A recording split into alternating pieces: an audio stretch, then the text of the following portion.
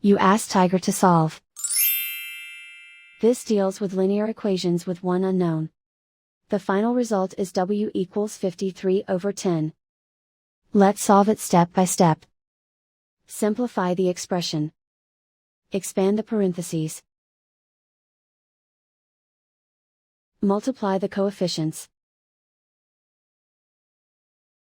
Simplify the arithmetic. Swap sides.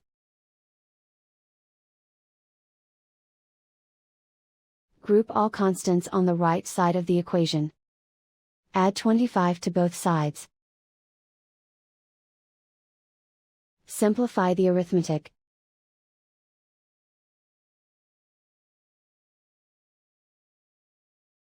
Isolate the w. Divide both sides by 10. Simplify the fraction. And so the final result is w equals 53/10.